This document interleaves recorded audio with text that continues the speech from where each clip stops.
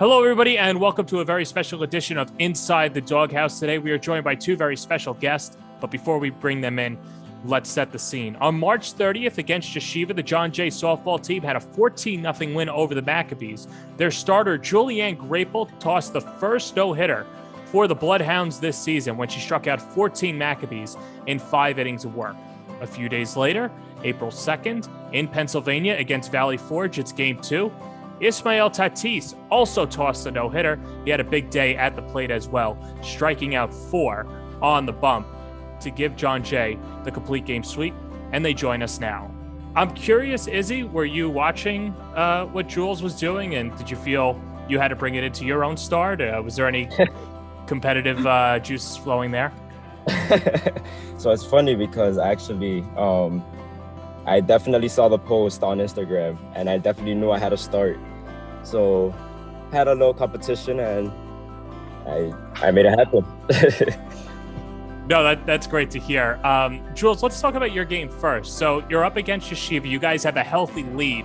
And before we even get into the game itself, how were you feeling that day? And as the game was going on, what was going through your mind? I felt really good going into the game that day. I felt good during warm-ups. I felt good in the game. I don't know, as the day went on, I just felt like a lot better and better about like everything that was going on. It's just from all my teammates. Well, yeah, and it's a collaborative effort too. Izzy, how were you feeling in your bullpen session? So during my bullpen, as you know, I threw the second game. So I was already fired up after the first game. Mark Weeks, shout out to Mark Weeks, he shoved in the first game and they just had me riled up. So my bullpen went great. I felt great. Curveball was working beautifully. Best it's ever worked. It was my killer pitch, so it was really good. And, you know, Jules, you just mentioned too the collaboration from your teammates as well. It wasn't just a solo effort too. So do you remember 1 or 2 plays that went on during the game that you felt really made the difference and stamped the no-hitter for you? Yeah, so there was one really nice hit ball from Yeshiva to my shortstop, Riley, where she got the out at first, and it was just amazing. But it was also a really well-called game by my catcher, Mackenzie, so I have them to thank for that. And Izzy, how about the defense for you guys? Oh man, shout out to Chris Nunez at shortstop because there was a couple of balls that should have got through, but he made that play for me. And those were in the first inning, so that just carried on throughout the whole game. Let alone the hitting just backed me up the whole day. So I was just feeling myself, so yeah. Yeah, both of you had pretty healthy leads, and it turned out to be a laugher from an offensive standpoint. But Jules, as you're going through it and you know that you have a big lead, do you relax? Do you treat it as if it's a tie game or a 1-run game? What's your mindset going on there? I still treat it as if it was like a tied game because I wanted to still perform very well, not like let myself fall back on our big lead.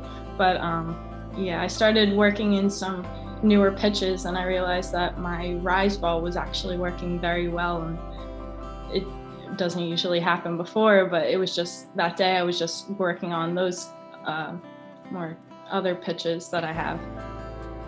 And Izzy, how did you keep yourself composed as the game was going along, knowing that you still had a lot of breathing room? So honestly, I told my teammates, don't tell me the score. I don't want to know the score. I just want to pitch this like it's a 0-0 ball game. And that's what I did until the 6th inning when someone told me it was like 9-0. And then after that, I kind of got comfortable, but yeah. So there's old superstition that you're not supposed to talk to the pitcher when he or she is throwing the no-hitter. Did you guys have contact with your teammates, and when did you find out that you hadn't given up a hit yet? I love talking to my team. Sorry. I love talking to my teammates. I think that the communication between all of us is really good.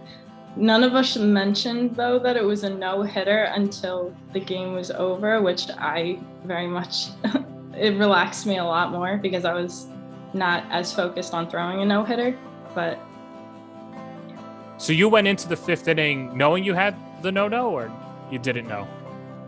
It was in the back of my mind. It was just Okay. like an unspoken thing between me and my teammates, but we were all picking each other up, saying like, we got this, we're gonna. Izzy, how about you? Were you alone with your thoughts, or were your teammates right there telling you?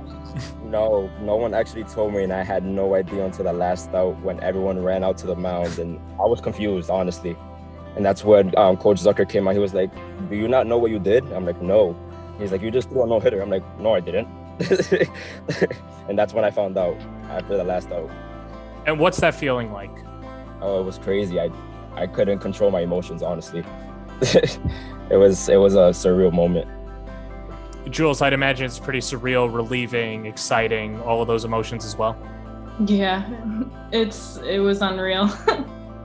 Had either one of you pitched a no-hitter before? Never. Not in college, no. In high school or youth ball or anything like that? High school, yeah. And Oh, so travel. this was just another day for you then, Jules, huh? No, it was actually a lot different because it was a college game. It was everything that I've worked so hard towards. Yeah, Do you guys still have the softball and the baseball? I do. Yep, definitely do. So where does that stand? Do you have a shelf in your room or a mantle or? Yeah. I personally have it on my desk. Okay, good to know. Well, Izzy, Jules, congratulations on your accomplishment. And there's still a lot of season left to go too. I know that the no-hitter is a great individual honor, but I know you guys are gunning for that CUNYAC title. So good luck the rest of the way, and thanks for taking the time. Thank you. Thank you.